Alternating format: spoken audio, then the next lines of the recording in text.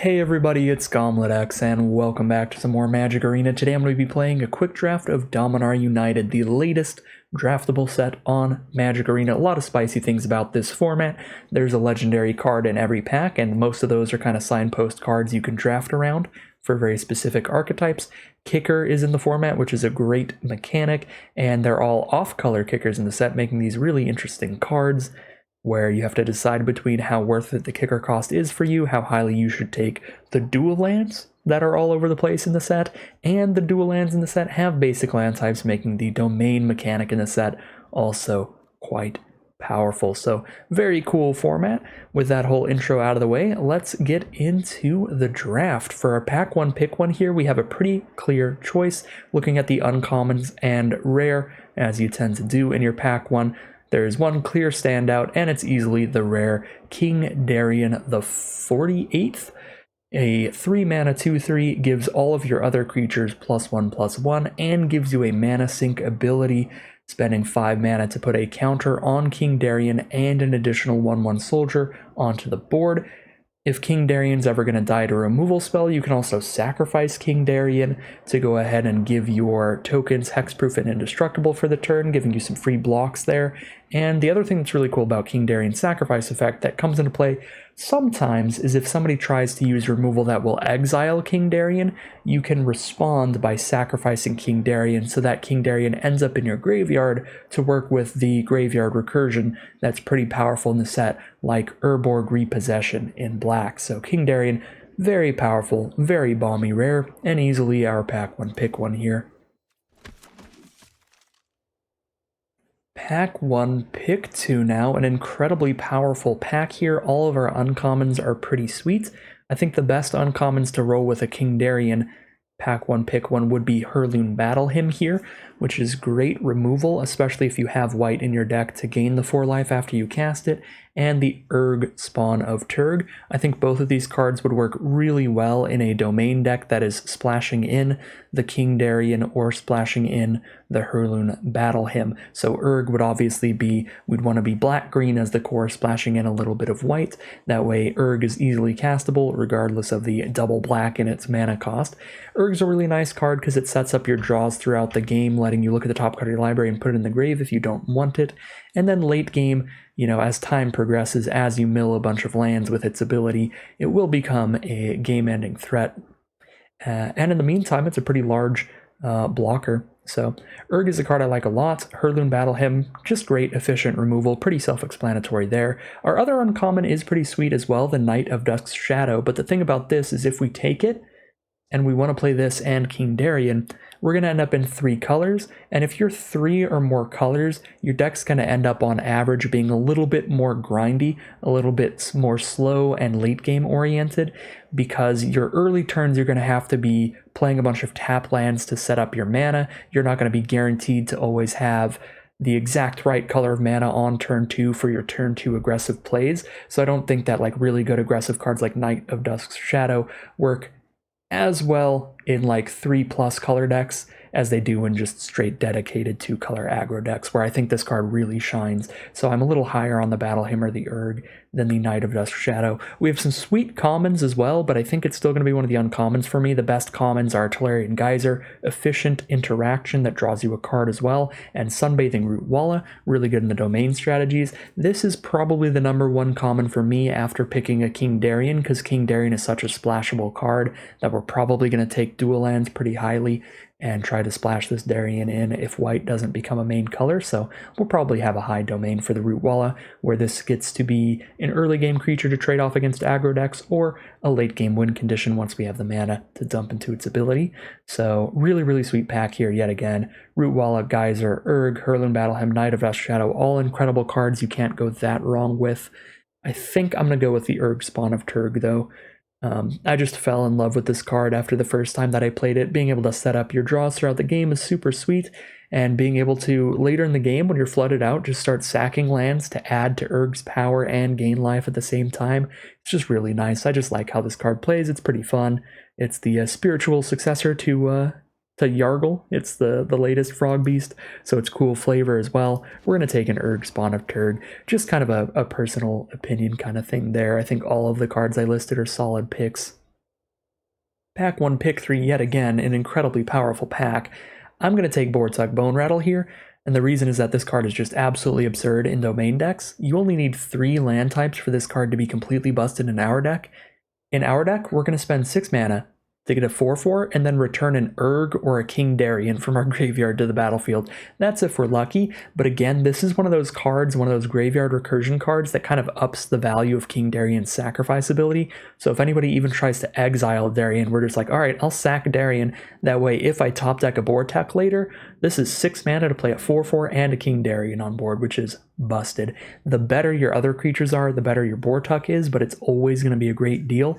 It's always going to be more than enough power and toughness for the mana cost, because even if you pull up a mediocre 4-drop or something, it's going to be at least like 3 power, so that'll be, 6 mana for a 4/4 and a 3/3 or something like that. Still a really excellent deal.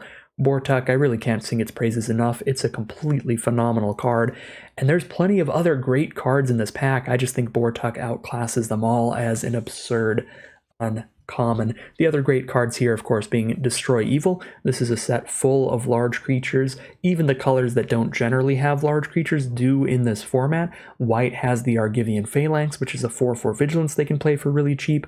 Blue has the Tolarian Terror, which is a 5/5 Ward 2 they can play for really cheap. So Destroy Evil almost always has creatures as targets. And if you're playing against white, the ability to destroy an enchantment is excellent as well. Blowing up their enchantment-based removal and getting your creature back out of nowhere is awesome. There's also a Tail Swipe here for green removal. You can play it as a fight spell during your turn, just great efficient removal.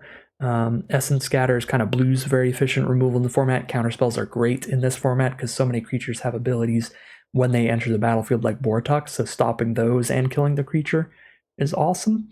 So we're going to take Bortuck Bone Rattle here. And if you haven't noticed by now, I usually say this disclaimer at the start of every quick draft video, but I forgot to say it this time. Quick draft videos on my channel are essentially slow drafts. Because there is no timer, I take my sweet, sweet time mentioning every card that I enjoy in the pack and trying to explain everything that I really, really like for kind of brand new drafters to the format. Try to give you a very, very, very deep analysis into the drafting process here. So if you are disinterested in that and you want to see a draft where I am forced to take my picks much quicker than this, then definitely just check out some premier drafts of Dominaria United. I did plenty of those. Pack 1, Pick 4 now. Another decent pack. This is the weakest pack that we've seen so far, at least for us. Some of the strongest options here would be a little difficult for us unless we want to dive headfirst into Domain as a strategy. Impulse is great card selection in blue, and Vine Shaper Prodigy is great card draw. It's a 2-for-1 because you're getting a creature and a card out of your deck off of this one card if you can kick it. I think those are both pretty excellent, but as far as the top 3 that we could actually take here, it's going to be Tribute to Urborg, which is going to be at least 2 mana for an instant to do -2/-2 in our deck. And if we get some blue duels, it could be more. Queen All in All of Raudak, which is a little difficult to cast, double white and a green, but she does synergize quite well with cards like King Darien. And then Take Up the Shield as a really good combat trick to win the combat and gain a bunch of life. It's also a way to counter destroy targeted removal spells. So if somebody tries to destroy King Darien, we can take up the shield and save them. So I think in black-green, there's plenty of great recursion with cards like Bortuck Bone Rattle and Urborg Repossession. So I'm kind of okay with our threats dying, so I'm kind of okay not taking Take Up the Shield. The other reason is that since we are 3 colors minimum right now, we're not likely to be like a super aggressive curve out kind of aggro deck where Take Up the Shield works really well as a combat trick. So while it is an excellent card, I don't think it's perfect for this deck. Captain's Call is another option here, but again, because we're 3 colors, we're not going to be so streamlined towards one specific strategy, and Captain's Call is great in the decks that are streamlined toward the go wide strategy, and I don't think that's what our deck's going to be doing here. Queen All in All of Raudak for the same reason. It's for the token based, just make your board as wide as possible strategy. These cards like the Captain's Call and Queen All in All are very high synergy cards where you want to be very, very focused on that kind of strategy. But again, 3 colors here. We're going to be between multiple different strategies, so I think I would rather just take the card that is always going to be good for any deck, which is just a consistent little removal spell here, the Tribute to Urborg. In green, black, white, At minimum here, we're more likely to just be sitting here trying to set up our draws, get to our big bomb kind of cards, and then recurring our bombs with Bortux and Phyrexian repossessions. We don't really need to run this high synergy, very creature token focused deck. So Tribute to Urborg, it's going to be for me there. You could go with Captain's Call or Queen all in all, and in that point you're going more into the Selesnya strategy, but I think the domain builds are the strongest things you can do in the format, and that's what I'm trying to do here. Unfortunate stuff for us. Pack 1, pick 5. This pack is pretty bad for us. The best cards in the pack are Timely Interference for a dedicated blue strategy, because almost every blue deck in the format cares on some level about the number of instants in the deck, so just being able to cycle this, draw a card, cast an instant spell, / put an instant in your graveyard is nice. Not really good for us. Coral Colony, good for the Defenders deck, which I tend to avoid running because it's just pretty boring to play with and against. It is very powerful though if you can get it, but not my cup of tea. And then Tori Davenant for the red-white aggro deck, which we are very far from, so really bad pack for us. We could take a Keldon Strike team if we're planning on splashing some red. This could be 5 mana for 3 creatures, which is pretty good. There's Faith Bonder, which is very, very filler, and I highly doubt makes the cut in a 3+ color deck. I don't think anything here is going to make the cut. The card that theoretically makes the most sense is Meteorite for helping us splash in more colors, hit our off colors of mana, but it's pretty inefficient as a 5 mana rock.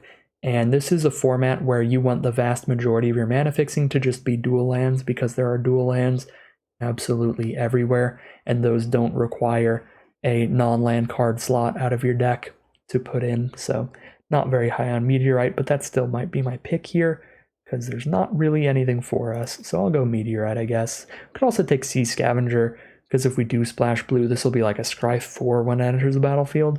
Would be at least domain 4, but don't know that that's that likely.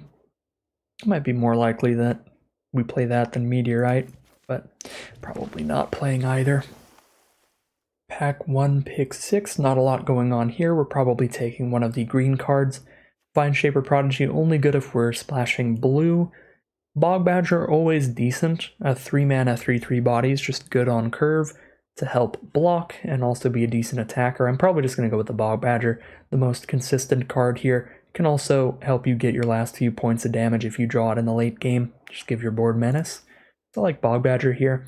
There is an Inscribed Tablet, which is a way to theoretically mana fix you, but it's basically a strictly worse version of the Floriferous Vine Wall.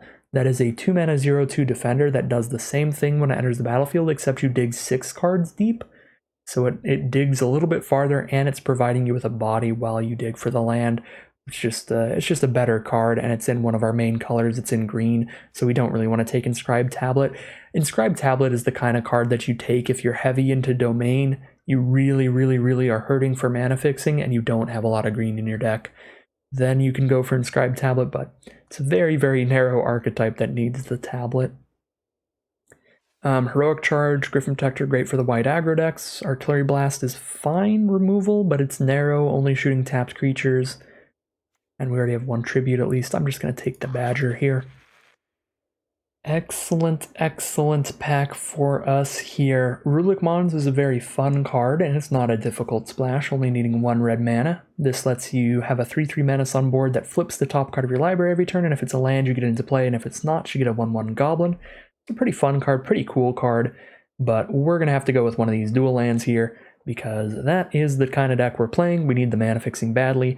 We can take the Tangled Islet to help splash in our off-color kicker of the Tribute to Urborg, which I'm kind of a fan of, because even if I don't run any blue cards, it's nice to have some random blue sources to hit the random blue kickers, so we can get that little bit of an advantage, because I could definitely see myself running actual just straight up plains in this deck, but at this rate I wouldn't run any cards that are only islands, so if I want pretty much any blue sources in the deck at all right now, I would need them off of dual lands, because I can afford to dedicate slots to plains to get King Darien, but I can't afford to dedicate land slots to specifically just being an island for the tribute. So the fact that I get a card in the deck that is providing me with a main color of mana, which is green, while also on rare occasions giving me the splash color that I can't justify putting just a straight island in the deck for, means that the Tangled Islet I think is a little more valuable than the Radiant Grove, weirdly enough here. But they are both awesome. Bunch of pretty solid blue cards here. Tolarian Geyser, cheap interaction. You draw a card, slow your opponent down. Shore Up is a great way to counter removal or get a surprise blocker out of nowhere by untapping your tapped creature. And then Joint Exploration is pretty fine. It's for like the blue-red deck if you need more ways to draw cards at instant speed so you can hold up your counter spells more easily. None of those are really big enough for me to push into blue for, because Geyser is one of the cards that's really at its strongest in a tempo deck. It's not what we're doing here. We're a very slow, grindy deck, not a tempo pile. We've got Vanguard, which is super filler, Apparition, which is super filler, and the card that I am going to take is Writhing Necromass, which could also be really filler and not great, but if we get some of the black self-mill stuff, then it's going to be pretty good, and we already have some other cards in the deck that would justify more self-mill out of black. We have the Urg Spawn of Turg, which does self-mill and benefits off of self-mill, because it wants more lands in our graveyard, and we have the Tribute to Urborg, which also benefits off of us milling ourselves, because it cares about the number of instants and sorceries in our grave. So we'll take a Necromass here and see if we get some more ways to mill ourselves, like the 3-mana 3/1 creature that mills 3 when it hits the board, stuff like that. At this point, we could take a Shore Up off the blue splash. If we end up doing more blue, we could maybe run it to protect our big threats like King Darien and Urg. I feel like that's less likely than I need an Inscribed Tablet, because right now our mana looks pretty dang bad, so we can have Inscribed Tablet for now, but I would prefer getting better mana and being able to cut this card. For now, we'll be running the tablet, though. Beachfront looks pretty sweet in here. That's going to hit our King Darien mana and our Tribute to Urborg splash. Again, got to be diligent here and make sure our mana base is really good when we're playing around in 3 or 4 colors like we are. So we're going to have to take that over the Eerie Soul Tender, even though I did just say that self-mill looks like it would work pretty well on our deck, which it definitely would. Soul Tender would help with Necromass, Urg, and Tribute, but we're picking up the mana fixing, making sure the mana is great here. Got a Destroy Evil here, nice and late. Pick 11, definitely the best card out of this pack. We already have a white splash for King Darien, so we'll grab our second removal spell, play that. Definitely less narrow than Broken Wings or Battle Rage Blessing, and double blue is not possible in our deck, at least not easily. Pick 12, now that we have 2 blue lands, we wheel Divine Shaper Prodigy, so that feels really good for us. Again, you really want to be kicking this. A 2-mana 2/2 is not where it's at, but a 4-mana 2/2 that draws you another card is wonderful. And we'll throw some nonsense in the sideboard and see what we open up in pack 2. Alright, I'm going to level with you. I'm not a big fan of our pack 2. If there were just a dual land in here, I would probably take it. Aaron is another one of the legends. Most of the legends in the set, pretty narrow for very, very specific strategies that are really good when you can streamline towards them. And Aaron is another one that is for that dedicated token strategy, which is not what we are doing. Yosha Declares War, another very, very narrow card for an artifact-heavy deck. We are not that. Braids' Fright for Return might just be the pick here. Again, when we're a splashy deck like this, we're going to try to splash as many kind of bomb-level creatures as possible, and just having a bunch of different ways to recur them and get them out of the graveyard after they've died should be pretty good for us. So we just play this Fright for Return, pick up our King Darien from grave if we were living in Magical Christmas Land. Honestly, probably the best card in this pack for us. There are good cards. Again, Aaron can be good for the white-black token deck. Tolarian Guys are definitely good for more aggressive or tempo-based blue decks. But outside of those two, there's like Vesuvan Duplomancy, which is fun if you have a million combat tricks, but again, not something we can really do with our pile here. So Braids' Fright for Return, it is, I guess. Not really a card I generally like to pick one. Pack 2, pick 2. This pack actually looks awesome. We have the best uncommon in the format, the Wingmantle Chaplain, but I am avoiding the Defender strategy like the plague. Again, it is a really powerful strategy. You should definitely draft it. If you're strictly trying to win and you get the cards for it, it is very good. But I also try to have fun while I draft, and I don't have fun with that deck. We've got Phyrexian Rager and Tribute to Urborg. I think one of these is going to be the pick for me. Very good efficient removal or a nice efficient creature. That's a good value play as well, draws us another card. I think one of these black cards is going to be the pick for me. There's also great dual lands for helping trigger Domain. Neither of these really help hit our main colors as red would be a major splash just for like Myria's Outriders or something, but they can up our domain for like Bortuk to pick up bigger creatures, or if we get any more domain payoffs, they could be good. Since we don't have more domain payoffs quite yet, they're definitely not necessary at this point, but if we wheel one of them, we'll probably take it. So for now, between Tribute to Urborg and Phyrexian Rager, what does our deck look like? What does it look like we're missing the most here? We have 1 Tribute to Urborg and 1 Destroy Evil for removal, and we have 3 very good 3-drop creatures. We've got the Vine Shaper Prodigy for a really good value play. Bortuk for Graveyard Recursion is a value play. Kind of think I'm lacking a little more on removal than good value creatures here, because I've got Prodigy and Bone Rattle already, and we're at the very start of pack 2, so I think I take Tribute over Rager. But it's really close. I think both are excellent, but I'm going to go with Tribute to Urborg. Another great pack here, pack 2, pick 3. We have a Runic Shot for narrow removal, only destroying tapped creatures at sorcery speed, but you can scry off of it if you've got that blue splash or that kicker. Choking Miasma, which is kind of a coin flippy card. It's a very matchup dependent card, where there will be some matchups where this card does nothing. Like if we're against another splashy green deck, like another domain strategy, this card will do absolutely nothing. It'll be a dead draw. We'll probably draw it late game and just lose the game because we hit stone cold nothing castable. But if we're against an aggressive deck, like any white or red strategy, then this card can be nuts, and it can completely turn the game around. So I'm not in love with this card. I love it when I'm playing against white and red, and I hate it when I'm playing against domain. It's very, very, very coin flippy and very matchup dependent. Zaro Janin is another one of these legends that's very good if you have a bunch of 1/1s, which we don't really. We're not going to have very wide boards to put a bunch of counters on stuff with Zar, so I don't think Zar's that great here. Deathbloom Gardener falls into the same issue as Meteorite, where I much prefer my mana fixing to just be a bunch of lands than Mana Dorks, so I'm not in love with that. And then there's Yavimaya Sojourner and the Dual Land. Both of these I like quite a bit.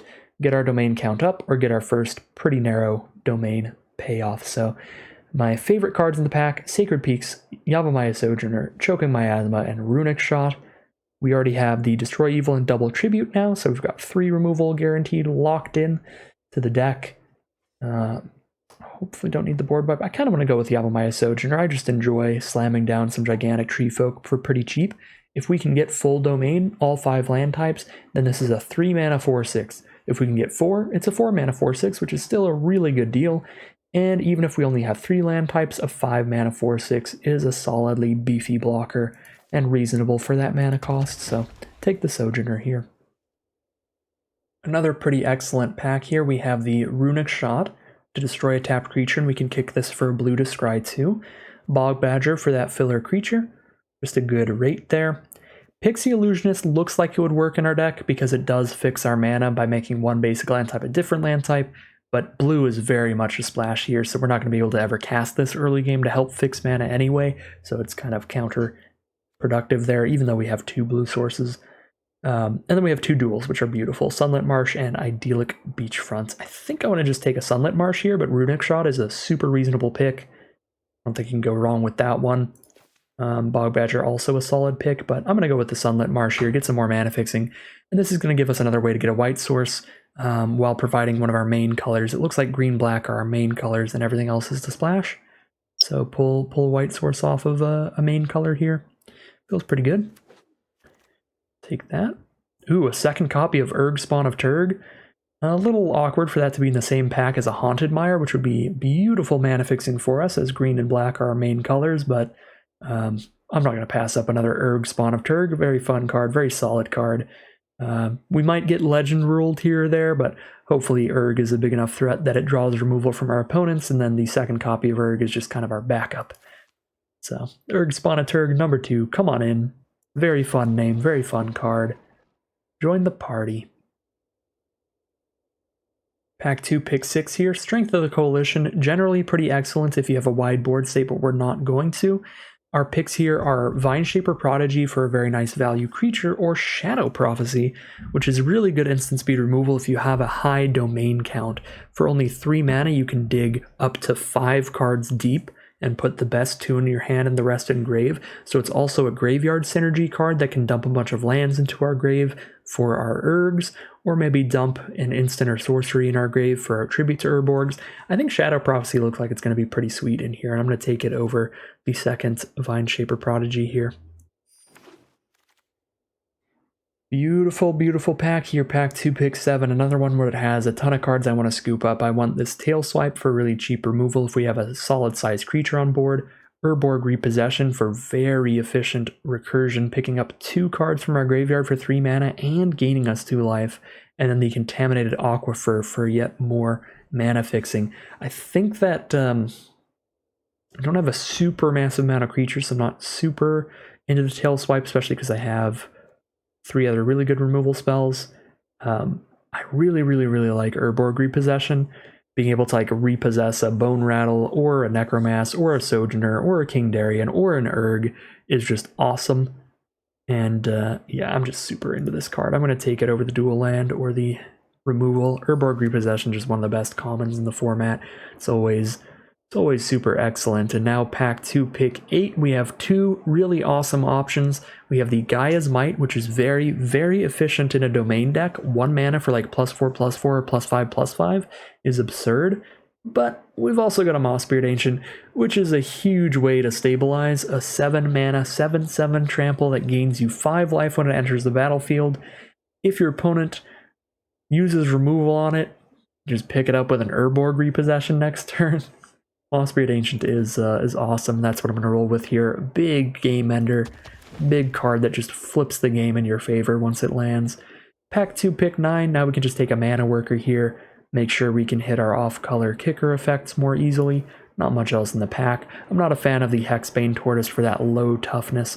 Sure, you can enlist it to be really big and it's hard for your opponent to target it with removal because of the ward, but even if you enlist it with 50 power, it still is a 3 mana card that only has 2 toughness and gets blocked by 2 1/1 soldiers, or it gets blocked by a single 2 mana 2/2, so not in love with the Tortoise. I'll take the mana worker here. We wield the Phyrexian Rager. Whew. That makes me feel super happy about the Tribute to Urborg pick. We got the Tribute and the Rager. Excellent stuff from that pack 2 and pack 10 pick there. Or I guess pick 2 and pick 10 pick. I guess we take Deathbloom Gardener. I'm not like opposed to running it. I just tend to take a lot of other cards higher than it. And if it's at the point where there's like nothing left that we would even play, then yeah, I'll take a Deathbloom Gardener and I'll probably run it in here. It'll be one of the first cuts, but I could see us being in a position where we take enough lands to not have that much room for cuts. Alright, let's see what we've got in the final pack here. Pack 3, pick 1, and we open an excellent rare that we're just going to roll with. Namada Primeval Warden. 4 mana for a 3/4 Tree Folk with Reach, and when our opponent's creatures die, they get exiled instead and give us 1/1 Saplings every time that happens, and Namada has multiple ways to sacrifice those Saplings for good effect. Namada is very nice, especially in this format where black is just loaded with great graveyard recursion. You can get a lot of incidental value from just making it so your opponent's creatures go into exile instead of their graveyard. So Namada's super good, and we're just going to roll with that. Florifer's Vine Wall, if Namada weren't in the pack, would be a great option. Help us pull out whatever color mana we need out of our top 6 cards in library. Or there's 2 dual lands that would be great. And yeah, I think those would be the 3 main non-Namada options, although Soul Tender's there as well, with all of our graveyard recursion and self-mill interests. Pack 3, pick 2 now. We've got an Extinguish the Light, and black is one of our main colors, so we can definitely hit double black in this deck. Very efficient, very powerful removal. Super into it here. Not much else going on in the pack. There is a Gaia's Might, which is great. That's about it. We could try to splash Lagomos in, but we don't have too many ways to use Lagomos for like great value. So, Extinguish the Light. Awesome stuff. Roll with that. Pack 3, pick 3 now. There are 3 major options to choose from. We have the Beachfront to help with mana fixing and domain. The Nail Avazoa Aeronaut, which can basically scry equal to the number of basic land types you have when you hit your opponent. And then the card that I'm going to take which is kind of weird. So we've kind of gone full circle here. The Knight of Dusk's Shadow, the card that I avoided taking. Pack 1, pick 2, because I was trying to stay open to being as splashy and in as many colors as possible. But despite that, despite just kind of looking through all of the colors and trying to take the card that was the best for a deck that has access to any color, I still ended up in a position where almost every card we have is in just black and green. So we're kind of just ended up as a streamlined green-black deck, splashing a King Darien, and that's about it. Some kickers off of some blue lands, but pretty much just splashing in a Darien. So we definitely can afford to play aggressive 2-drops like Knight of Dusk's Shadow, and one of the things that we're missing the most is 2 mana plays. We only have 1 Salvaged Mana Worker and 1 Vineshaper Prodigy, and we really don't want to play Vineshaper Prodigy on 2, so Knight of Dusk's Shadow fills the curve really well, and we're pretty dedicated to just black-green by now. And that's also why we're not taking Citizen's Arrest, and we haven't really been considering them much. Double white was pretty hard for a deck the whole time. We were considering white as a splash. Alright, pack 3, pick 4. Late enough in the draft now, I am pretty committed to mainly Golgari, where Jodas Codex isn't going to be the greatest thing ever. I don't think we have enough dual lands to get that domain count really high. If you're pretty consistently hitting 5 colors of domain and you're a slower, more controlling domain deck, that's where Codex really pops off and it does some nasty stuff, but that's not our deck here. Shadow Prophecy still looks pretty good in this deck, though. At worst case scenario, 3 mana, lose 2 life, draw 2 is not that bad at instant speed. And best case scenario, we have some of our random off-color lands. We are milling ourselves a little bit, which can be valuable with the double Urg and some stuff. Alright, pack 3, pick 5. Well, we're splashing in a Tachiova, I can tell you that much. Tachiova is one of the best win conditions in the entire format. She is a 3/3 Merfolk Druid that gives your lands flying, and whenever a land enters the battlefield under your control, if you control 7 or more lands, you turn one of them into a 3/3 with haste. So a 3/3 haste flyer. So the way that you generally play Tachiova is you wait until turn 7, when you have 6 lands on board and a land in hand, then you go, alright, slam down Tachiova, immediately play a land, and start hitting with those flying lands. So even if Tachiova dies immediately, you've permanently got a 3/3 out of her. Even if that 3/3 loses flying when she dies. And since she's only a 3 mana play that is so impactful late in the game, she's really easy to bring back to the board with a Bortuk Bone Rattle, and really easy to recur with an Urborg Repossession, because you can easily afford to kick a Repossession, pick up a Tachiova and something else, replay the Tachiova and play your land per turn. You can easily afford that by the time Tachiova is popping off, because she doesn't pop off till you have 7 mana anyway. So Tachiova, super excellent pickup for us here. Really great that got passed to us here. Pick 5. Cut down's great, a cheap, efficient removal, but Tachiova's one of the best win cons in the format, easily taking that. And we get past another Bortuk Bone Rattle. This deck is looking absolutely nuts now. Come on in, Bortuk. Don't think I need to explain much there. Already spoke on how much I love that card. This pack unfortunately has nothing for us. I guess we could splash an Artillery Blast, but it's probably not happening. We've got another Salvaged Mana Worker, which is fine. We're pretty low on 2 mana plays, and not that high on mana fixing, just 3 duels here. It does feel like the bots are in some domain strategies. We now have a Floriferous Vinewall versus a Molten Tributary. Tributary does up our domain now that we have double Bortuk Bone Rattle and Yavimaya Sojourner. That is kind of exciting to me, but Tributary would be a land that is just a blue source, so it's almost like a colorless land in this deck. I feel like I would rather just be able to dig deep and find the color I need with Vinewall. And that gives us another 2-drop as well. Speaking of 2-drops, now we can pick up a Vivisector. And now we have plenty of those. We can cut this tablet now that we have Vinewall doing that, but better. Now I'll just take the best cards in each pack, even though we're not going to be playing any of these cards. I'm not a fan of the Scout the Wilderness. 3 mana to tutor out a land, not affect the board, is not great. And then 5 mana, you can tutor out a land and affect the board, but it's just 2/1/1s. It's a lot of mana. Alright, we get to build this deck now. I get to cut 5 cards out of here. The deck is looking sweet. Okay, since we have Urborg Repossession and 2 Bortuk Bone Rattles, I think our least efficient way to recur things is Braid's Frightful Return. So I'm going to go ahead and drop that out of the deck. We have 2 Mana Workers for Mana Filtering, and I do want some 2-drops in here, and I've got a lot of 3-drops, so I think I am cutting the Deathbloom Gardener, trying to rely on Mana Workers for Mana Filtering, and our mana is really not that difficult. We only really need green-black the vast majority of the time. So we'll cut the Deathbloom Gardener. 3 more cuts to go. Check out our counts here. We have 19 creatures and 7 non-creatures. 17 creatures is like... 15 to 17 is like your average mid-rangey, somewhat aggro limited deck. So this is plenty of creatures for this deck. So Bog Badger looks like the most filler of the 3-drops because the rest are just... excellent.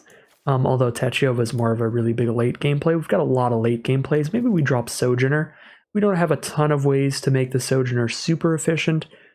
The majority of the time in our deck, the Sojourner is going to be a 5 mana 4/6. Yeah. Cut Sojourner and 2 Badgers, and then that might be the deck. Although, now that I've moved Techova out of the 3-drops, we only have 4 of them. That's not too bad. I could keep 1 Badger in because I do think I like it better than like Phyrexian Vivisector or something like that. So I could cut a Vivisector and keep 1 Badger. Just because I like the stinky boys. Definitely cutting Sojourner. Could cut Necromass. I am down to just the double Shadow Prophecy and the double Urg for Self-Mill. And I feel like I have plenty when it comes to late game like WinCon power without the Necromass. I have 2 Urgs that slowly but surely become a win condition. The King Darien that's just immediately terrifying. And then the Techova that's immediately terrifying. Namada's immediately terrifying. Mossbeard completely flips the game. And double Bone Rattle to bring back these 3. Yeah, I don't think I need Necromass. I don't need another big creature. So then I just cut 1 Badger and keep 1 Badger. And then this is the deck. We just got to make sure our mana is in order. The mana is going to be a little difficult here because I need a little bit of blue, need a little bit of white. But I already have 2 white sources and 2 blue sources, even if I don't play a Plains or an Island, which might honestly be good enough. I have 2 white spells and 1 blue spell, but I have 3 spells that want a blue kicker, no spells that want a white kicker. So 1 blue spell and 3 blue kickers. Between Vineshaper Prodigy and double Tribute to Urborg. Kind of do want 3 blue sources if that's going to be the case then. And then yeah, white is 2 white spells, so I kind of want 3 white sources in that case. How much green and black does that leave us with? How bad does that make our mana? That still leaves us with 7/7, which is nice. I put those in the wrong spot. Yeah, 7/7 is not terrible. I think we need more black than we need green, actually, realistically here. The only double green cards I have are 7 mana plays, Techova and Mossbeard. And I have more black cards. I have 14 black cards, 11 green. I think I drop a forest for a swamp, and then that'll be the deck. 8 black sources, 6 green sources, 3 blue, 3 white. Double Mana Worker for helping wherever we need it. Definitely helps try to get these Urgs out turn 2. I think that's the deck. Looks pretty solid to me. Alright, here we have a look at the deck we're going to be playing with today. This is a green-black deck with a blue and a white splash, so a little bit of domain going on as well. We have some really, really powerful cards and a lot of ways to recur them. So generally early game, just some average creatures throughout, some Vine Wall and Mana Worker action to help fix our mana since we are splashing in 2 different colors. Phyrexian Rager, great value play, Bog Badger, solid little 3/3, and then here's where things get nuts. After all of these early game plays, we then have 2 different copies of Urg Spawn of Turg, which helps set up our draws to get to our more impressive cards, as well as just slowly but surely becoming a bigger and bigger threat throughout the game. King Darien the 48th massive bomb here, giving our whole board +1/+1, and giving us a mana sink ability to make more soldiers and make the king himself even larger. We then have Namada, Primeval Warden at 4 mana. Ridiculous bomb here, a 3/4 reach that makes it so we get a 1/1 every time opposing creatures die. We have Tachiova, Steward of Tides, as a massive win condition, turning our lands into 3/3 flyers one at a time late in the game. And Mossbeard Ancient, a big old 7/7 trampler that gains 5 life when it hits the board to really stem the bleeding on any early aggro and try to flip the game in our favor with easily the largest creature on board. We've also got 2 Bortuk Bone Rattles at 6 mana, which can easily bring back a Tachiova, a King Darien, or an Urg, because we only need 3 land types for that. And if we have all 4 of our land types, the Bortuks can even bring back the Namada, which is absurd. So really, really good creature base to this deck. And when you look at the non-creature spells, it's not much worse. We've got Extinguish the Light for removal against any creature, double Tribute to Urborg to clear out some smaller creatures, or a little bit bigger ones if we've hit our blue splash, and a Destroy Evil to clear out some bigger creatures or enchantments.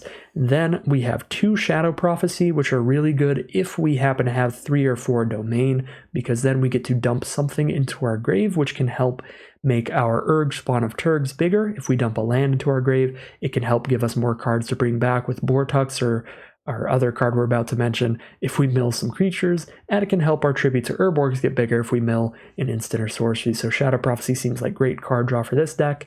And the final card, the Urborg Repossession here. Another card that works well with the Shadow Prophecy because it can pick up a creature and a permanent from our graveyard to our hand for 3 mana, and we gain 2 life. So another really excellent way to bring back all of the various win conditions in the deck and just run them right back after they've been removed. So it seems like a really, really grindy deck here. It's going to be hard to fight through all of our threats. So I think I'm scared the most of like really aggressive tempo-based decks. Maybe like blue-red would be a pretty scary matchup for us because that deck can really just try to kill us and then counter any of our big threats as we get late in the game, like our recursion. Like say we drop a King Darien and the blue-red deck's like, okay, whatever, Lightning Strike. And then we try to Bortuk later and they're like, okay, Essence Scatter, and then we just die to whatever random dorks they put on board. Blue-red's a pretty scary matchup for us. But other than that, I think we can grind out against most decks pretty well. We'll see. We'll see how it does as we head into the gameplay. Here we are, round 1. Opponents on the play. We don't have a green source yet. We need to hit 2 green sources by turn 7. We have a Rager and a Shadow Prophecy, and Shadow Prophecy digs 3 cards deep. I'm going to keep this. We have removal, we have a creature, and we have interaction. Again, the mana's rough, especially drawing another swamp here, but got an option. We are immediately against what I consider to be likely our worst matchup. I just want to slow my opponent down as much as possible here, give us some more breathing room. So I'm just going to kill this Figment immediately.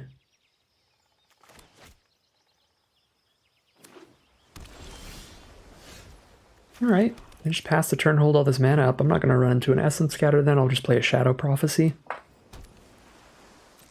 Yeah, they're just going to hold up counter spells. I guess Shadow Prophecy might get countered, but if it does, they don't have a counter during our turn, and they don't counter it. Okay, so we'll put a Forest in the hand for sure. Mana Worker makes sure we can hit Tachiova, but Extinguish the Light is powerful. I think I would rather have this Extinguish the Light. That might be a little greedy, because Alright, we got lucky. I was going to say we could have guaranteed had the double green for Tachiova for later. Now we have 4 card types for this Shadow Prophecy, so I can Shadow Prophecy 4 cards deep this time. Seems super worth it to me. Yeah, opponent must be just holding on to all Essence Scatter style interaction. So we'll just start playing our weakest creature every turn. Slowly but surely. Fighting through the counter spells. Does opponent have nothing? So I'm pretty happy with how I played, even if they have nothing, because we got to dig as deep as possible going this way. But it is weird that there was no Essence Scatter there. They just flooding out Harder than anyone in the history of mankind here? Possible. I'm not going to buff this. I want to have my mana up for Destroy Evil. They cast like that 6 mana 4/4 flyer or something like that.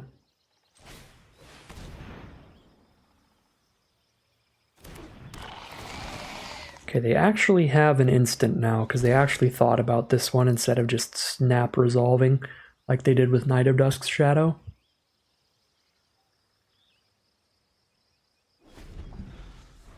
But luckily for me, I've got multiple threats. Got Techiova into this Mossbeard. They're just going to tap out for 5/5 Tolarian Terror. So, because of the ward, I can't kill that right now. But now I can Techiova and I know they don't scatter me. Things are going to be moderately awkward here. Because I am going to not attack with this Forest. But I get in like just as much damage because I get their 5/5 out of the way. I guess I get in 1 less damage this way. But now I get to hit them with this 2/2 that couldn't have hit them before. So I'm only down 1 damage there, and I get the terror off the board, which feels pretty worth it. Alright, opponent drew horribly there. I have no idea what happened there, but they cast like 1 spell all game. They cast 2 spells all game. That was a really bad time for our opponent. Wow.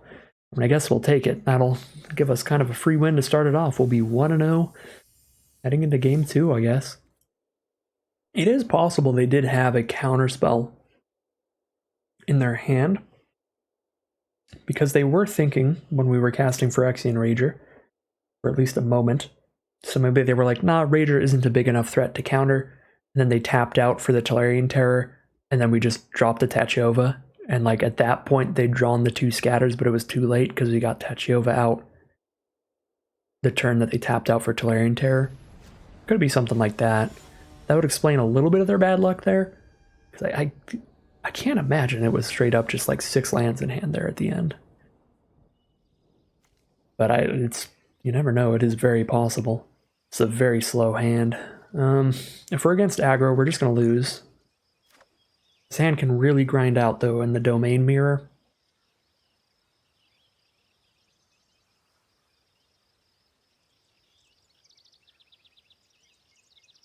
I mean, we obviously have to draw into some stuff to recur for the hand to be good, but if we draw into anything solid like an Urg, then the hand, I think, is awesome.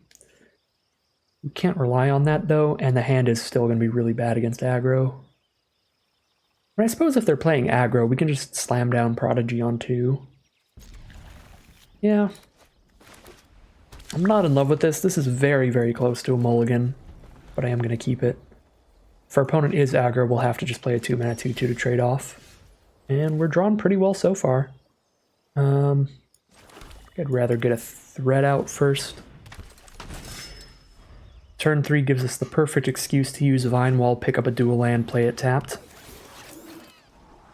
Because that'll use all 3 of our mana.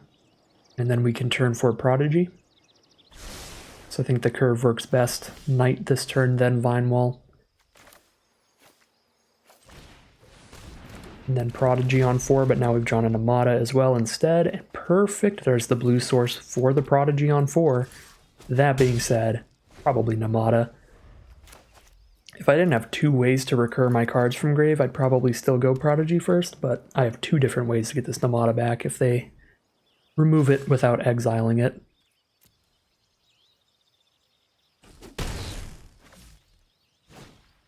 Deathbloom Gardener. Little Death Toucher there. Here's Namata.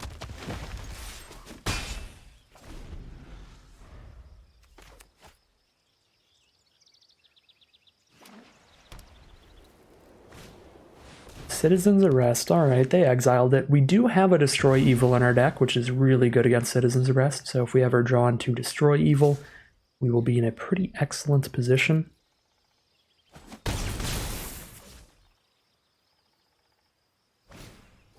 Phyrexian Missionary unkicked. Pretty happy to see that.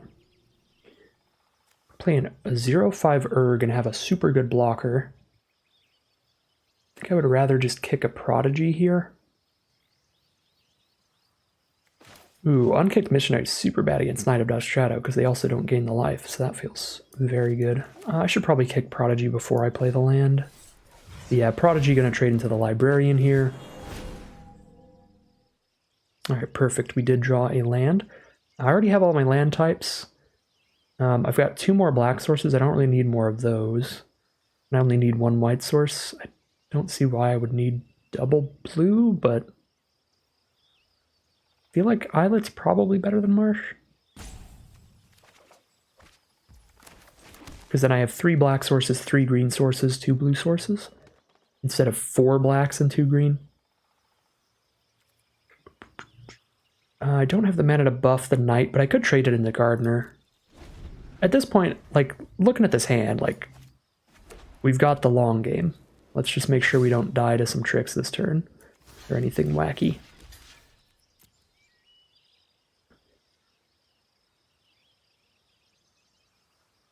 Play for the long game, because we've got that on lock. And this way we actually get some Bortuck value if I slam it down next turn. Take up the shield. Well, they don't get any life, at least.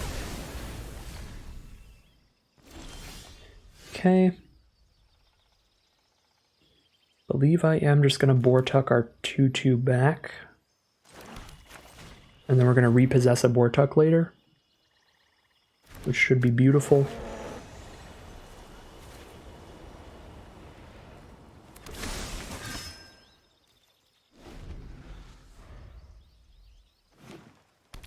They have 1 card in their hand now, and we are now in the lead at the board state, or on the board.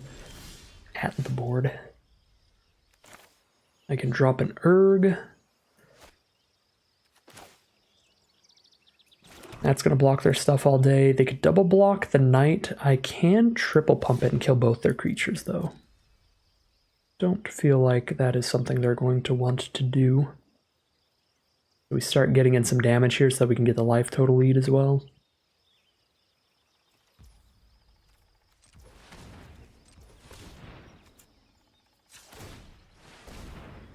I've already played my land, so I cannot activate this again and still play Erg.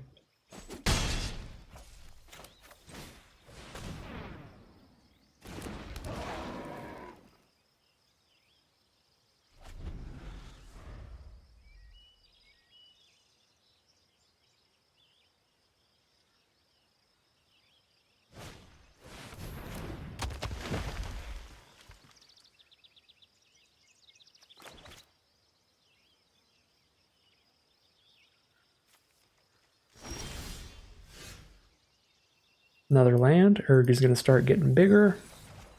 Ooh, that's a draw. That's a draw. Thank you very much for that Surveil, Erg. Letting us look at the top and put it in our grave, because now we just hit a Tachova immediately. They do have a Magnagoth Sentry, so Tachova's not as absolutely wild as usual, but she's still going to be really good. Yeah, the Sentry is an issue.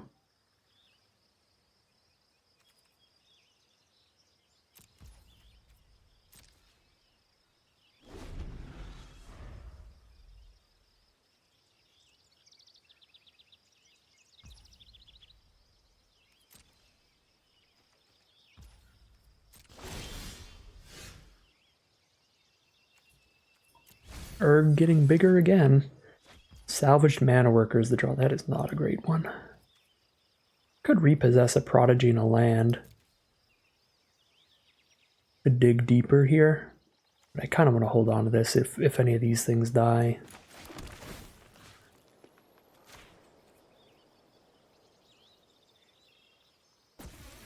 Okay, I've got the mana to triple pump the Knight. Make it a 5/5, so I can kill if they double block here. I can kill the Sentry if they block there. So we just keep attacking with the Knight now. Basically a 5/5 menace on the board. Pretty good attacker. We either kill their 2/2 and their 2/3, or we kill their 4/4 reach. Any of those is a good deal for us. Alright, we're going to kill the 4/4 reach.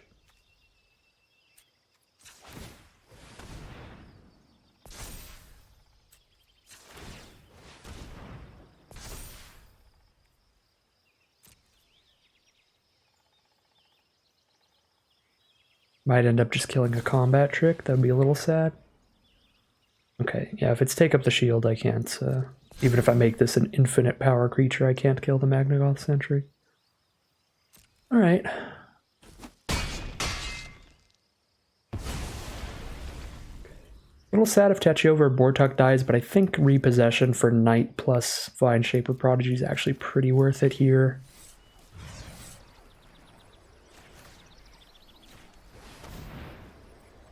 Have those lined up for next turn.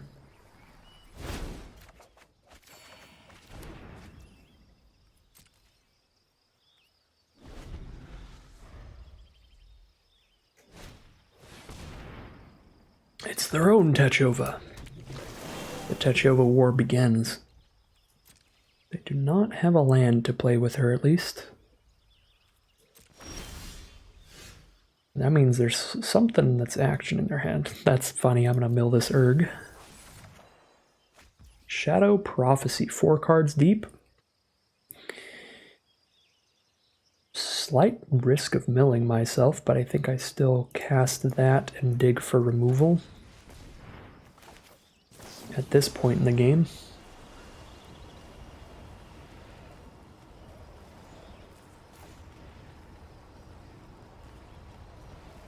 Another Prophecy here, or a Bog Badger for finding lethal. Putting a Prophecy in grave is good, right? How many do we have in grave? 1. I can already kill Tachova, but I can't kill Magnagoth yet. I guess I'm probably going to tribute Tachova then. This turn, and then, yeah, Badger on a future turn feels probably lethal. I have 3 in grave. So I can kill Sentry. Oh, okay.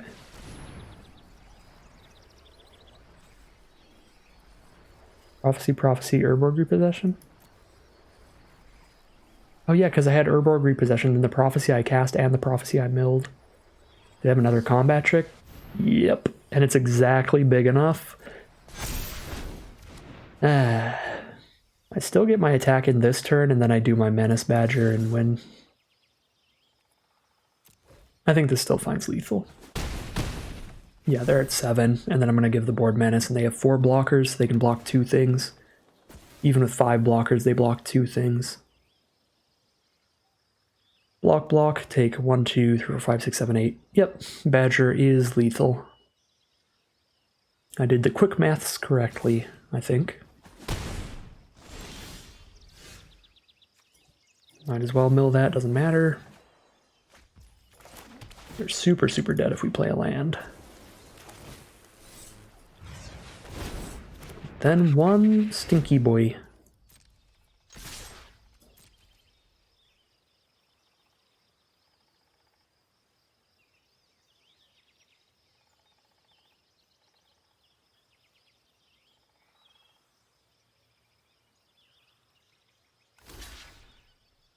Alright, going through the motions here. Slam their blocks out. And we will hit for lethal.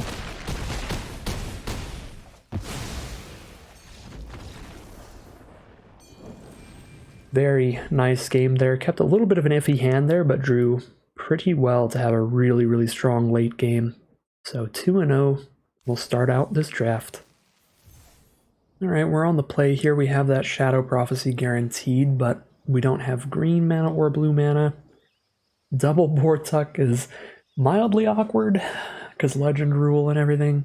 I think I mulligan this, because I'm not doing anything till turn 3, and if I don't hit the right lands, then turn 3 all I'm doing is drawing 2. I mean, if I hit a single forest, though, being able to dig 3 cards deep off the Prophecy's big, and Bone Rattles are very big late game plays, as we've seen. Maybe a keep. I'm gonna keep it. This is gonna be greed day today.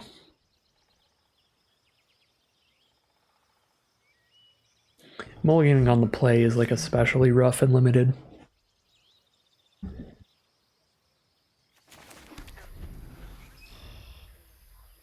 Because you don't draw a card the first turn on the play. Uh-oh, that's not the kind of draw we wanted here. Oh, it's blue-red. It's our worst archetype. And there's the Balmor. Well, I can kill the Balmor with a Tribute to Urborg kicked if I get to a blue source here. Don't I let them negate a Shadow Prophecy? I don't.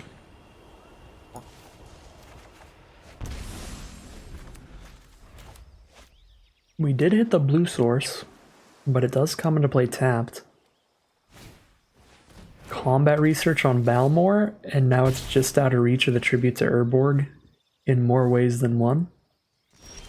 That is such a bold line. It's pretty frustrating we don't get to punish that. I guess they could have a shore up to hold here. If they have a shore up, then we were just going to lose this game even with the perfect hand. Because a flying creature with a curiosity on it is pretty absurd.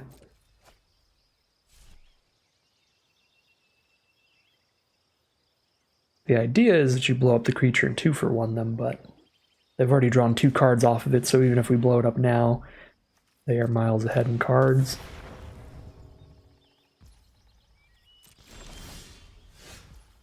Alright, well, kept a bit of a greedy keep here, and we did not hit a green source. And honestly, though, our opponent's deck is pretty good so far, and they had a great curve out. So, not so sure that a less greedy hand would really do anything here in this matchup either.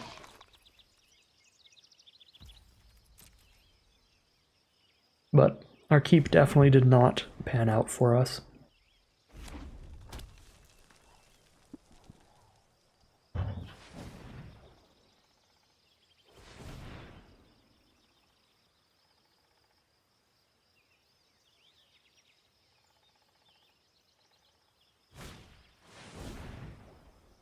Electrostatic Infantry.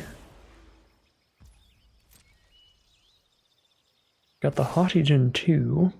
They haven't cast an instant yet.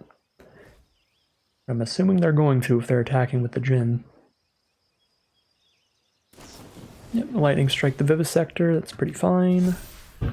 Oh, I should have tributed the infantry in response. That was loose. Scry 1, Swamp, no, thank you.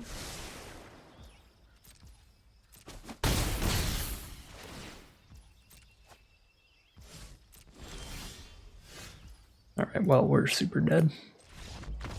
Really punished for the keep there. Definite hindsight, Mole. 2 and 1.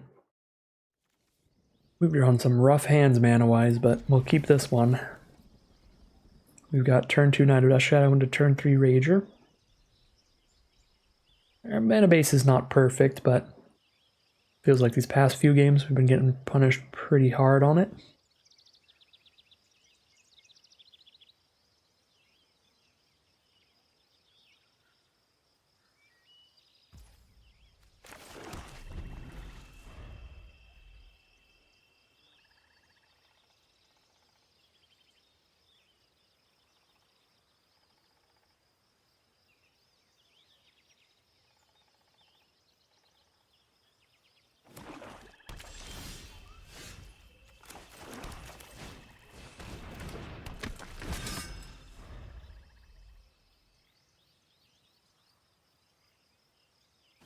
Turn 2 Knight of Dusk's Shadow. We are against black-white here. They're immediately going to tribute to Urborg that.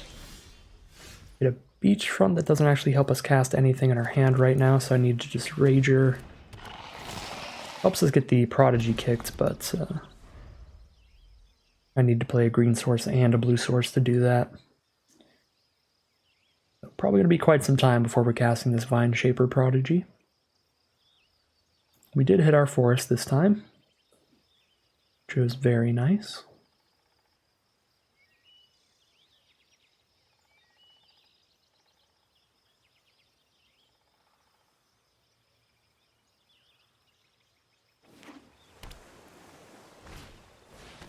Alright, opponent is on blue, white, and black, and they cast a Phyrexian Rager of their own. I could play Urg here, but I could also play Vivisector and Beachfront to have a Prodigy available next turn. Kind of interested in, because I kind of want to just trade into their Rager here, and now I get some value if I do. Nice, I'll get my Scry. I'll keep that tribute to Urborg.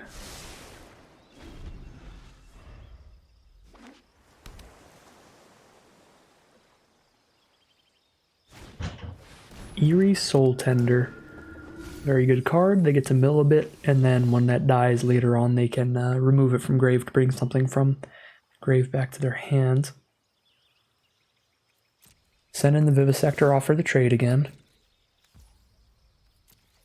No trade this time. Okay, interesting. Do I want to kick a Prodigy or just play an Urg? I think I'll just play an Urg.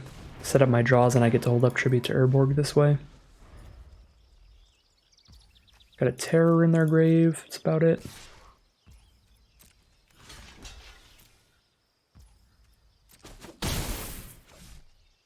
I'm gonna tribute my Urg here. Nope, just trying to get the free attack in. We've got a Tolarian Terror over there. That is not good for us. Fog Badger, you don't really do anything right now. A land definitely does. It lets me play Bortuk. Bortuk on Rager, I guess. And then we have a big enough board to block the Tolarian Terror off a double block, but we won't have any mana up for any tricks, which is not wonderful.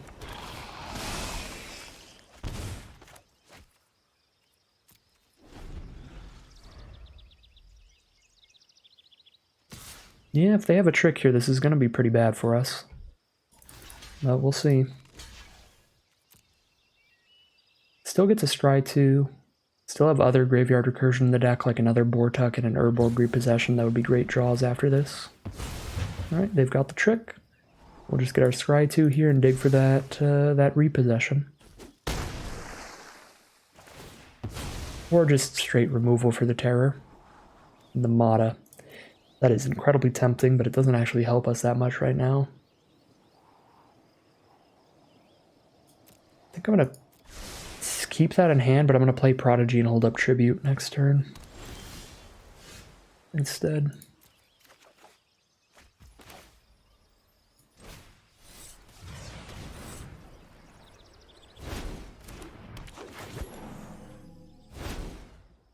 There's the Destroy Evil. Kind of have to take that, even though there's a Shadow Prophecy for huge card draw.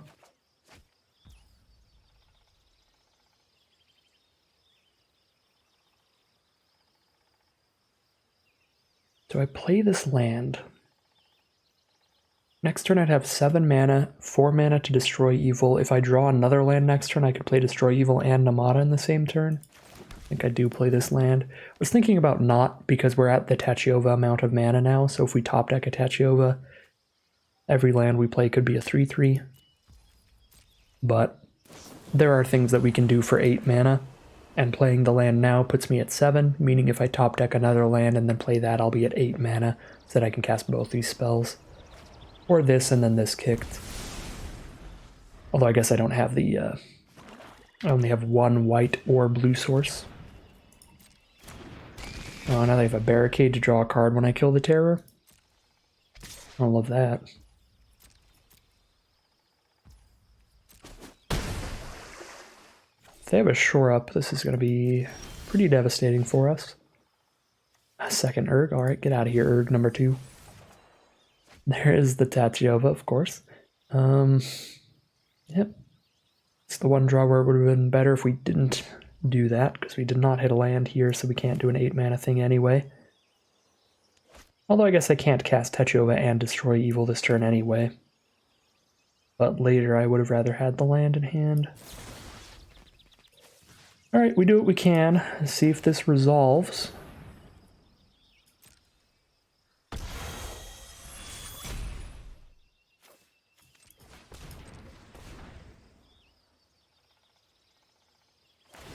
It does. They are going to sack the Terror, gain a life, draw a card. Sounds good. And they can bring it back with a Soul Tender later, but they already could because there's another Terror in the grave. They already had a Soul Tender available in there.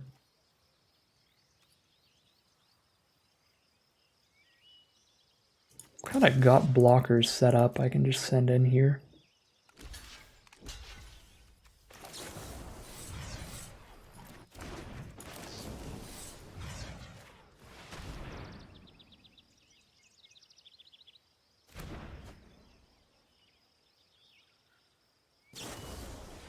Timely interference, okay. Well, that's brutal.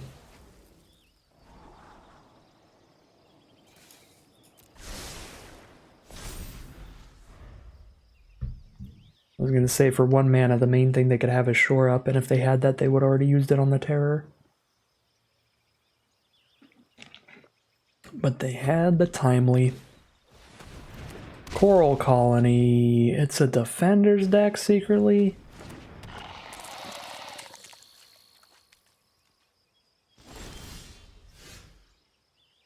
I don't need you, Mana Worker, I need land. I know I'm milling myself here, but I need to hit just runner, runner, runner, very impactful plays. Green, black, 1, 2. Green, green, blue for Tachova, then play the island and start attacking with the island. Yeah. I would rather Namada get countered than Tachova get countered. Thank you, opponents. They have double scatter, then we're just out. Alright. Fun game. We are done for.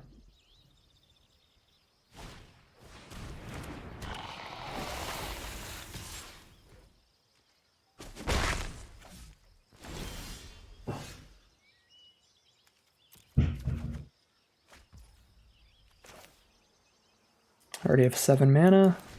They have triple scatter. No. We have at least a Mossbeard Ancient, which is not going to kill them because of their Battlefly Swarm, but it's a threat.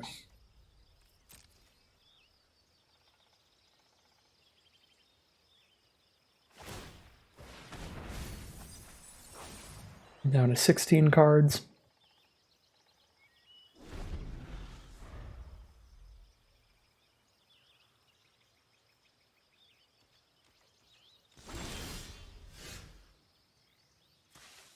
Down to 15 cards.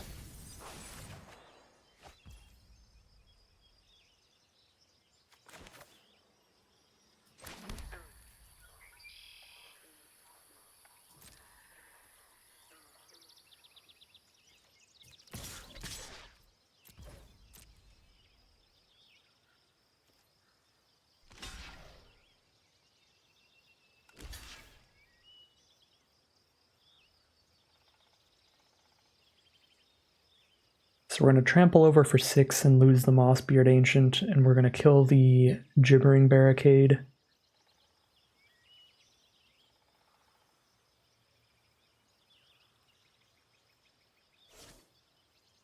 Nope, they are not going to block with the Barricade.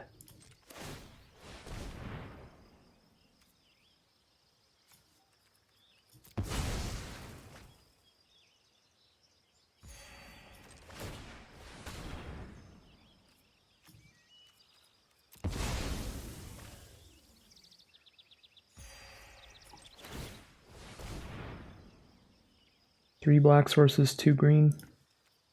Drop the black.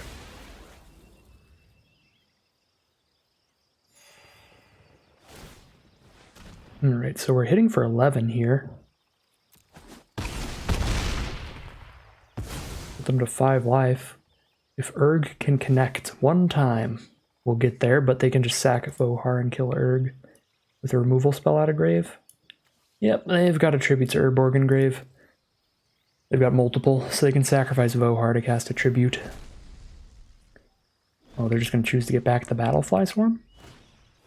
That's fair. I expected the Tolarian Terror, but Battlefly Swarm works too. Ooh! Doesn't work against Tributary board.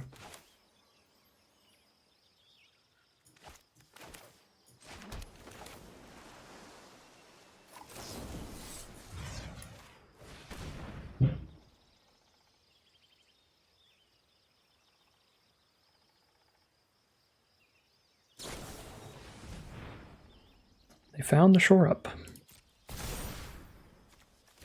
I'm just getting demolished by the correct cards at the correct times. 2 Essence Scatters into now the shore up is here to protect the Battlefly Swarm. This has been a brutal match.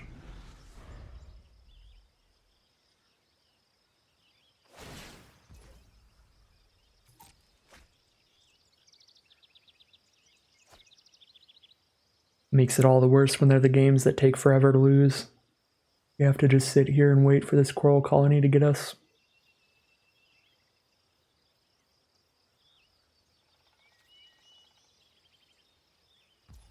Still like 3 turns away. Minimum.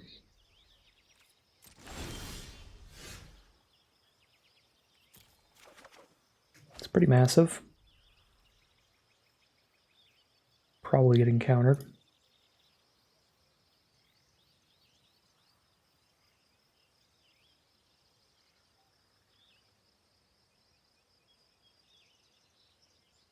King Darien Techova here.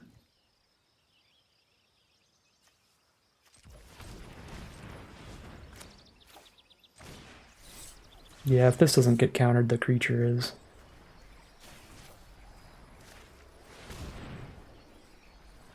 Maybe supposed to be King Darien Mossbeard. Awesome.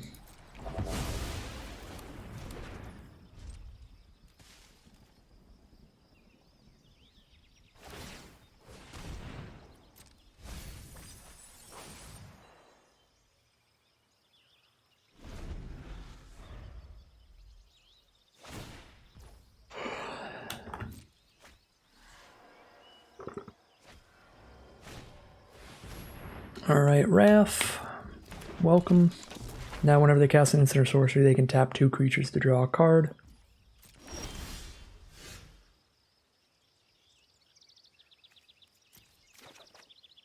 Place your bets. Is it getting countered?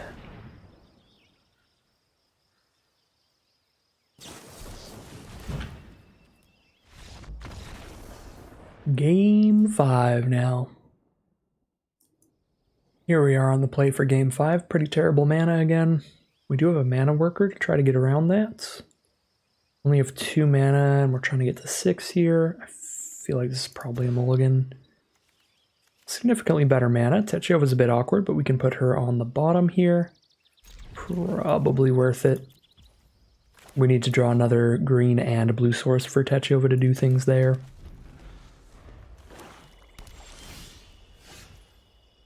Second Vortuk is awkward, but maybe they will kill the first one. Alright, we are curving out. Bog Badger into Namada here. Pretty great start. Opponent has the Barricade, which is exactly big enough to block both of these pretty well.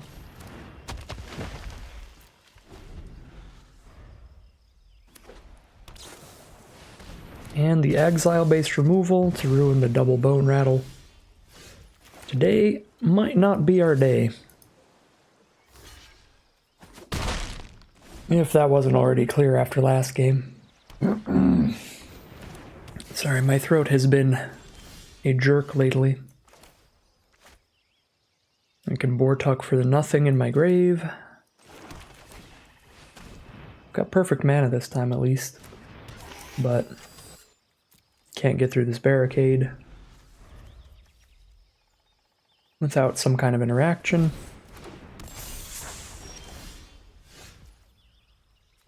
That's a thing. That is very much a thing, especially with double Bone Rattle. This is the first time we've got to cast King Darien. Yeah, that's massive. Because now, even if they try to exile King Darien, we can sacrifice King Darien, and then we have 2 Bone Rattles.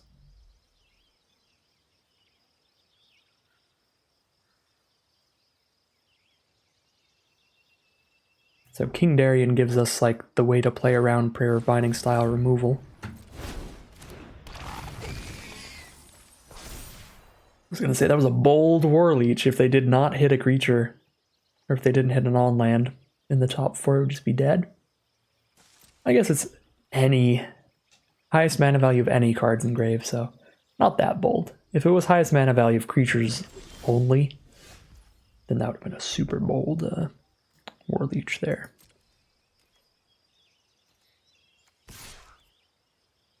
Send in a Badger. Trade it is.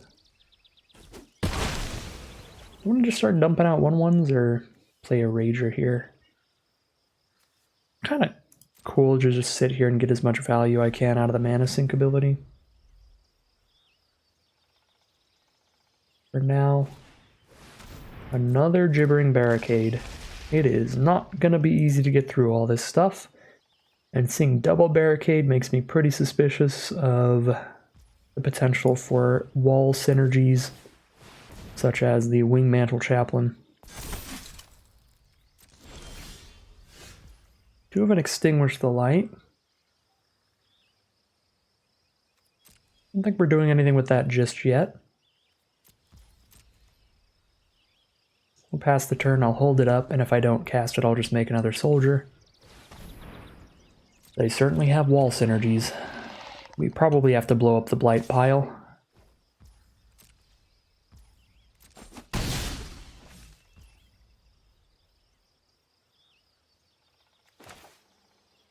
I guess Illusionist is technically just as dangerous, hitting us for 3 a turn.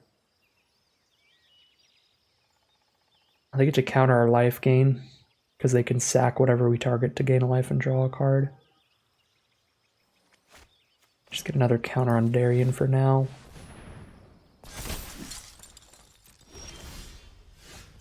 Got a Urborg Repossession and 2 Bortucks for whatever ends up in our grave.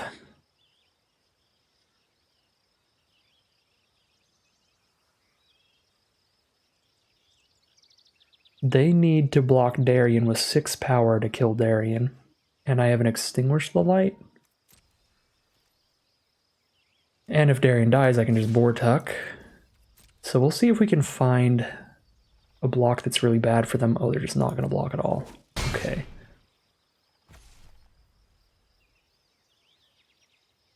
Well then.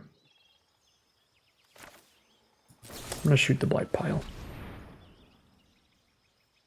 And they are going to gain a life, draw a card.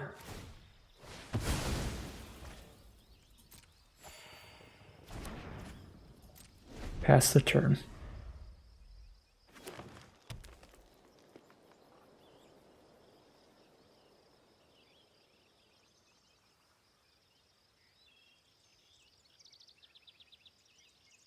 So I probably should have shot the Illusionist when they attacked with it last turn, because on the current board state, that's hitting just as hard as Blight Pile would without costing them mana to do so. I think I was just extra scared of the Blight Pile because the more defenders they have out, the worse a Wingmantle Chaplain is going to be for me if they get one later.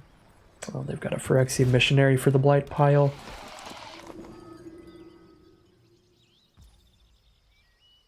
Oh, they choose a monstrous War Leech. Okay.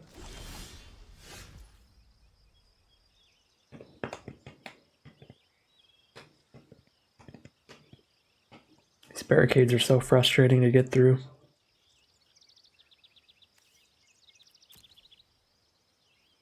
We're just supposed to Bone Rattle for a 4/4, so I have more creatures that are big enough to actually send in. Don't have a trick in combat anymore, but I can just, again, Bone Rattle for Darien if Darien dies. Darien does not. And with double Bone Rattle, let's just get some big dorks out here.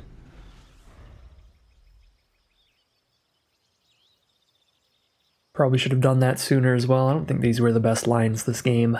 We probably could have been more aggressive. We definitely could have. We probably should have been more aggressive. I think the lines of just like, oh, let me make sure I get all my soldier value out of Darien didn't, probably weren't right. Although they did make Darien big enough that we got a couple attacks into their face off of Darien here anyway, so we didn't quite make up for all the damage that we missed out on, but we made up for some of it. And for 8 with Darien, I think. Another Vohar. Monstrous War Leech.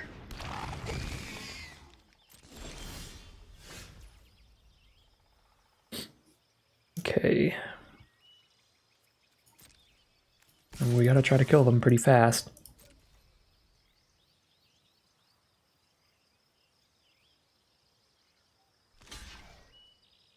One-for-one trade for the Bog Badger.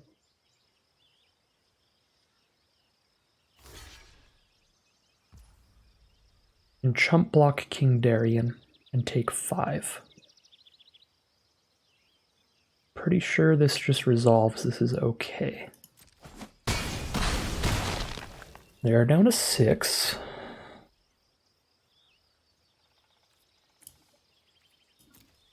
Can repossess a Badger, but I can do that next turn to give my board Menace out of nowhere. Like I play Rager here.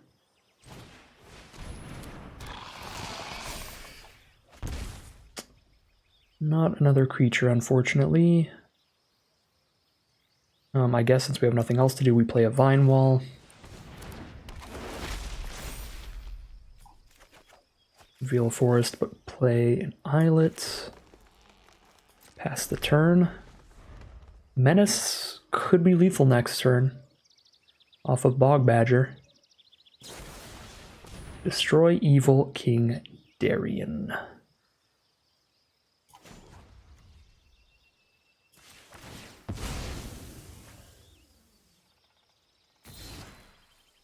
I don't think I have lethal next turn anymore.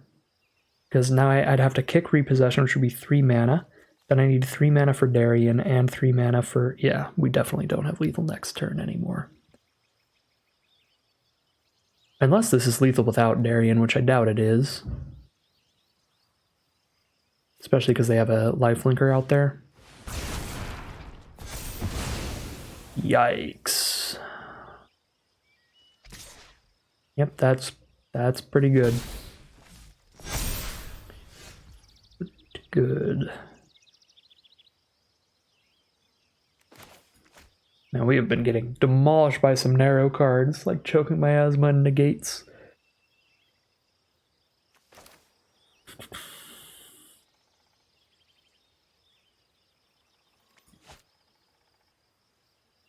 For now, I'm probably just attacking with Bone Rattle and hoping it dies, so that I can Bone Rattle my Darien back. Not feel bad about it. No legend rule.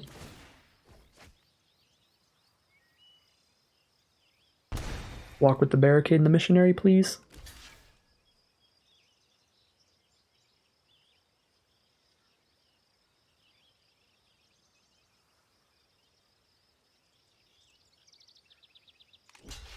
Thank you. I'm gonna get the lifelink off the board. They have an Urborg Repossession for missionary. That's gonna be nasty.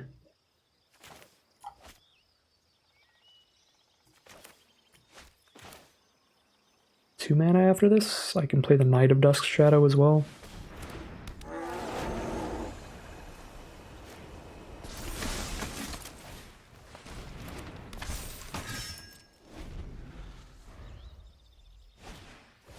Techyova. His mana worker is has been putting in work.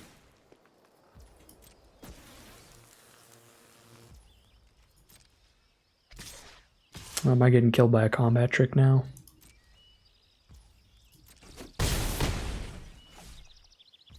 Nope, just setting up the lethal in 2 turns. Alright, well. 7, 8, 9 mana. 3 mana to pick up Badger, Bone Rattle, and then play Badger Kicked.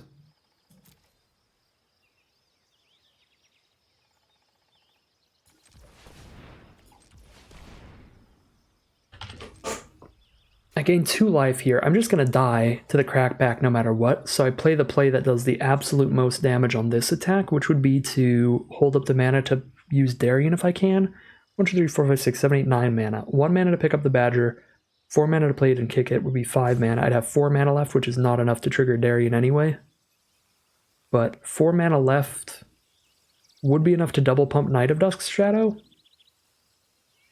So I guess I just go for unkicked Urborg Repossession because I die on the crackback, so I have to kill them right now.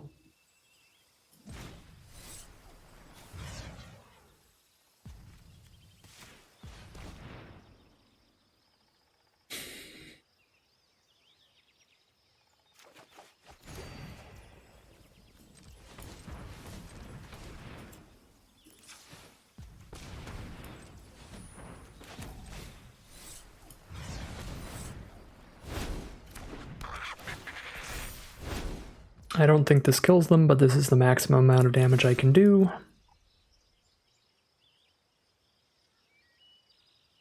Yeah, 2 creatures get in. I hit them for like 4, and then just die.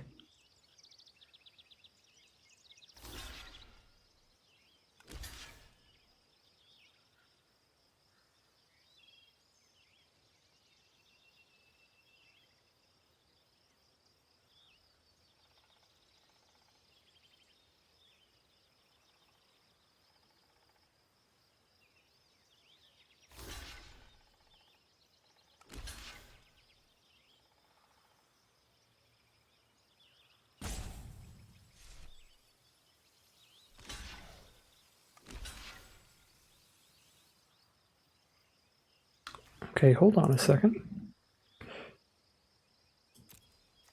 Kill that creature because it can attack us. And kill Tachiova so they can't fly anymore. Oh, but they can just deal an extra damage to us with Vohart. Yeah, they can still find lethal. Just in alternate ways. That's a really dumb auto tap. I guess I don't have to buff this at all. Alright, yeah, I don't have to buff that at all.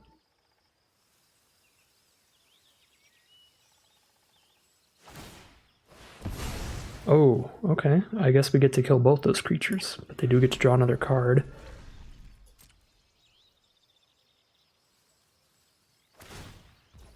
Don't make me lose a life, please.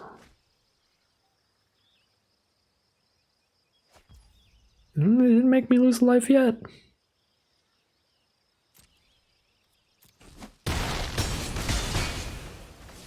Well, I guess if they don't discard an instant or sorcery here, I maybe attack them next turn for lethal.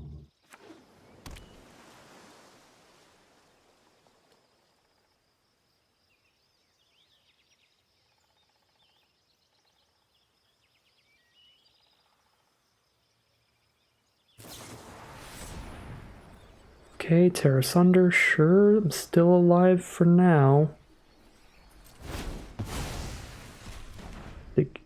Oh wait, no, I'm not still alive for now. They only needed 1 removal spell. Rough. Really rough draft today. I'm pretty happy with all my choices during the draft. I think this deck is pretty spicy. I think this is right up there in terms of the power level that I could have had out of that draft pod. This is, I think, almost as good as it gets out of the draft pod we were in. I think this deck is pretty sick. We just ran up against some decks that were even better. An absolutely disgusting control deck that one time. That was probably the most frustrating matchup.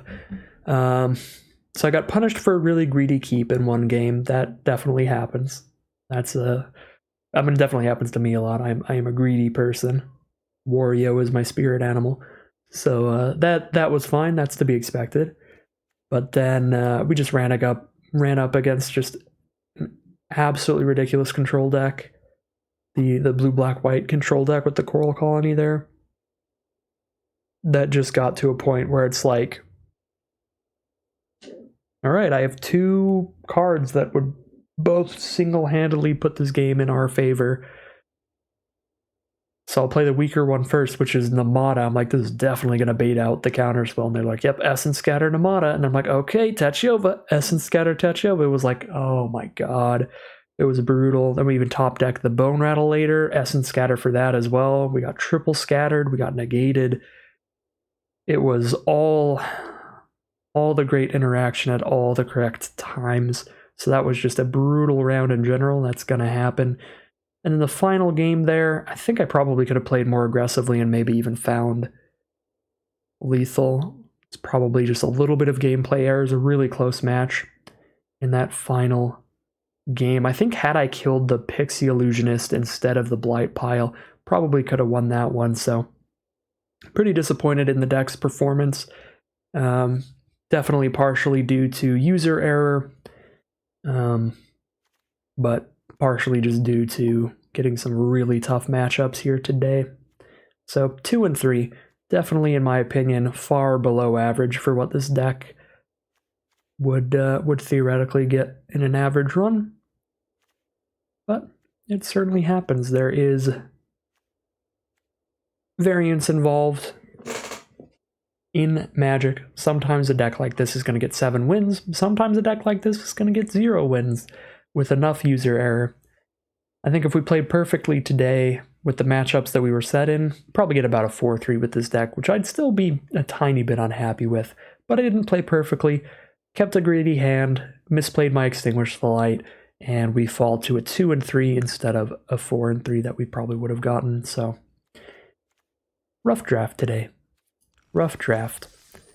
But that is going to end today's video. I hope you still all enjoyed. I definitely think that I'm pretty happy with the draft itself, the deck building part. If they played a mode on Arena where you could just draft a deck and then hand it off to somebody else, that would be the greatest mode of Magic ever made.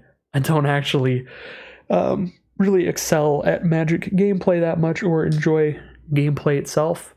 I'm just in love with the deck building / drafting process, and I think that was on point today. We ended up with a great pile of cards, so at least I hope you got some good value out of that part of today's video and enjoyed that, even if the gameplay was a bit rough. But that is going to end today's video. As always, thank you very much for watching, and I'll see you again soon for some more Magic Arena.